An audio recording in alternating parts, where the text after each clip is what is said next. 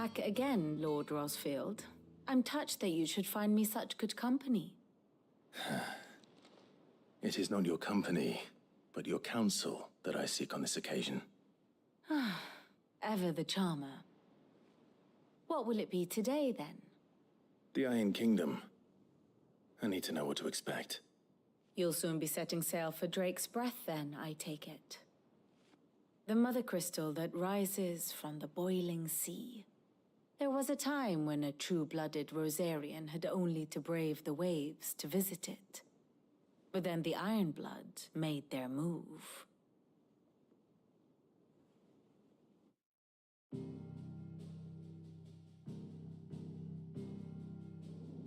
As you know, the Iron Kingdom rules over the islands to the west of Storm. Or rather, its church does.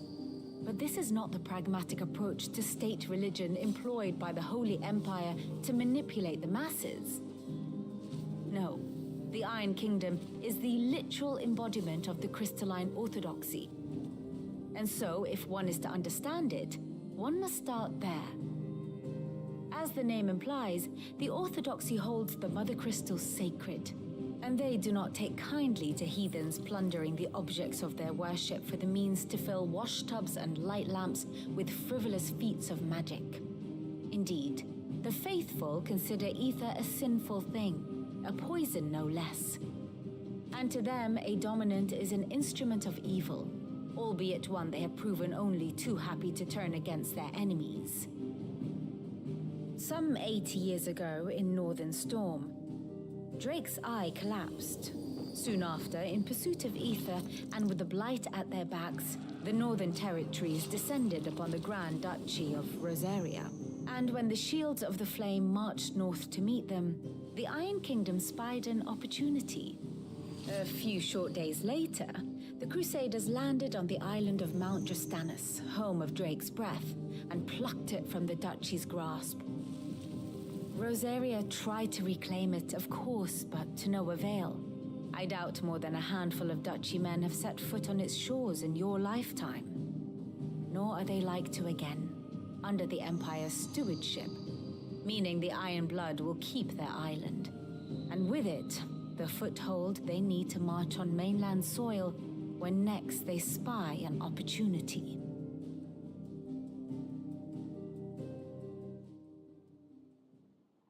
The Mother Crystal is both the object of the Iron Blood's worship and their gateway to the continent, making Drastanus the holiest of holy grounds, from which the Orthodox Crusade shall one day sail forth to claim the remaining Mother Crystals, or die trying.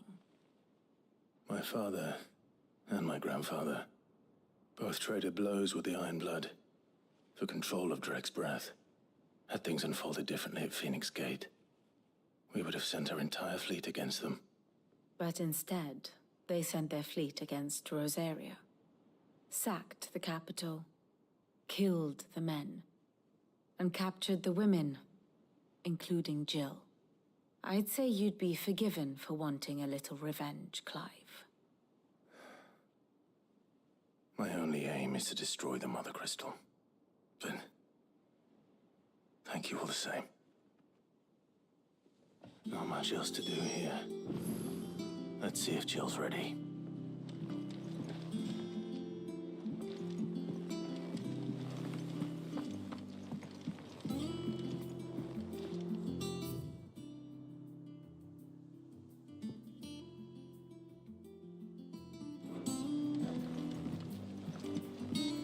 How did we never hear about There are these new Guardians of the billets Flame? being posted every Same way day. they never heard about Clive! Oh, am I glad to see you? Is something wrong? Well, it's Blackthorn. He ain't himself. And if I'm honest, he ain't been for a while. That normally it only takes a couple of drinks to perk him back up, but not this time. Something's getting him down. And whatever it is, he ain't telling. It's like he's lost his spark, you know? He's barely got enough fire in his belly to get the ump about stuff. But I'm thinking he might if we both bent his ear, because he respects you, innit? So, what do you say? Fine. If you think it will help. I knew you'd understand. But if he doesn't want to talk, we let him be. He'll open up when he's ready. All right. Now, he'll only smell a rat if we both turn up at once. So, I'll go first, and you can meet us at the forge. Wait a bit, then head over when you're ready.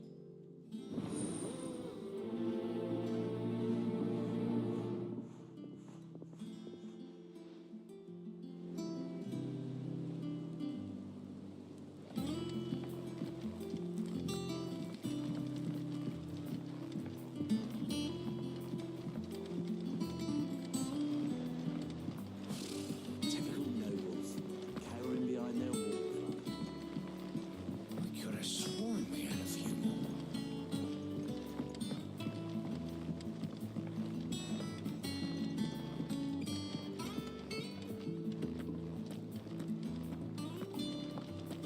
That monster's taken quite a liking to Lady Karen.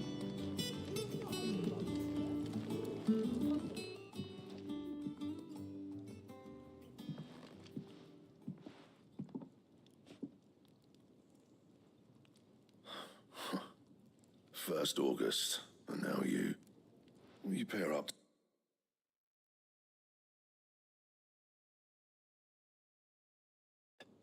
I thought you might want to talk about it. Did you now?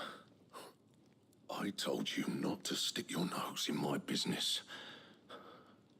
What'd you go and do? Clive just wants to help, innit? What's so bad about that?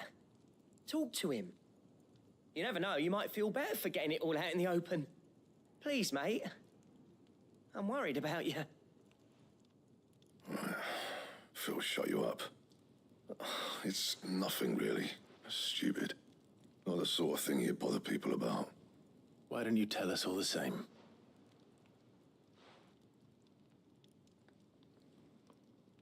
Karen and I have an arrangement. I keep an eye on Goots, and she shows me what the competition's up to. Interesting arms and armor, things like that. Anyway, the other day, she shows me a cuirass she's come by. Masterpiece of level work.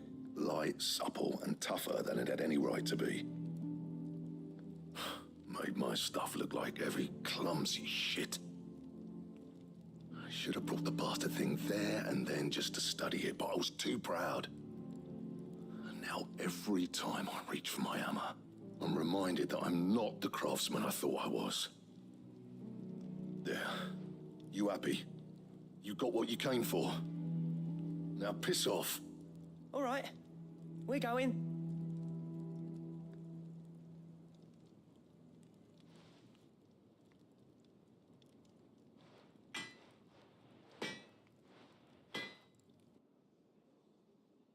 I always thought of old Blackthorn as a bit of a force of nature. Like a storm cloud full of ale. Didn't think anything could rattle him. Least of all a stupid piece of leather. Blackthorn's always taken pride in his craft. Questioning it means questioning himself.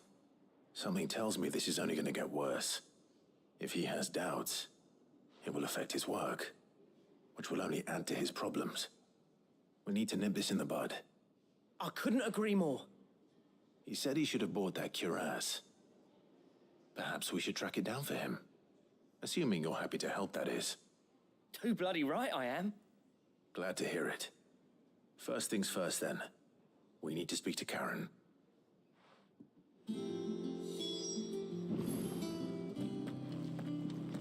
That monster's taken quite a liking to Lady Karen. He's not a monster. Karen, do you have a moment? Blackthorn mentioned that you'd recently come by a leather cuirass.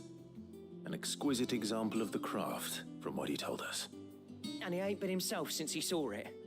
So we thought we'd buy it for him. Sorry, sold it already.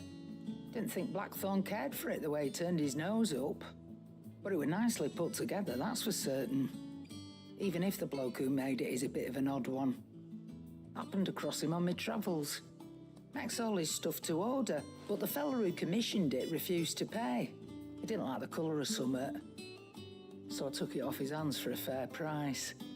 You don't know where we might find him, do you?